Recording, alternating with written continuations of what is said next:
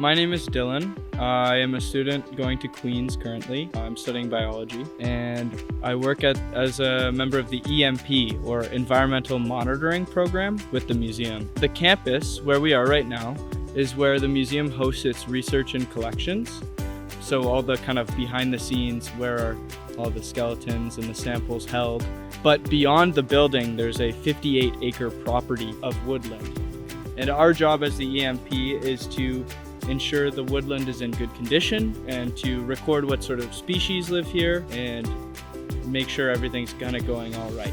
We've noticed that the buckthorn is a huge problem. Buckthorn is an invasive species to this area, and it's been slowly taking over the woods over the last 20 years. So being EMP, it's kind of in our wheelhouse to monitor it and suggest further action for mitigating the buckthorn issue. So there are two species of invasive buckthorn on our property. The first one we have is the common buckthorn, or Rhamnus cathartica. Now, as you can see again, you have the toothed edges to the plant. A couple of distinguishing features is the leaves on the common buckthorn grow in twos, so you can actually really easily see that here.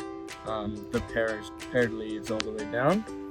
Here's some berries. They're not quite mature yet, so they're still green. And another distinguishing feature is that the common buckthorn have pretty nasty thorns on them. And we have the glossy buckthorn, which is Pharangula alnus. As you can see again, there's no teeth on the edge of the leaves.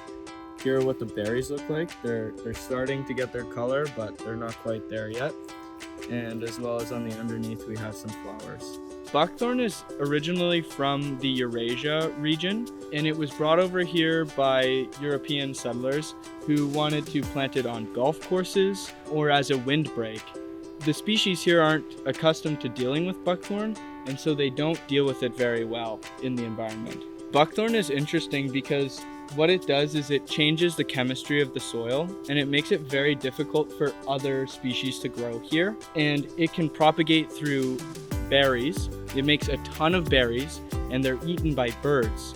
And it has a laxative property, so they spread the berries and the seeds throughout the region like crazy.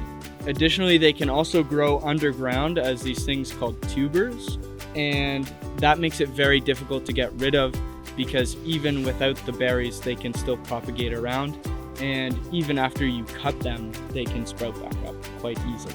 Working with the EMP has been fantastic.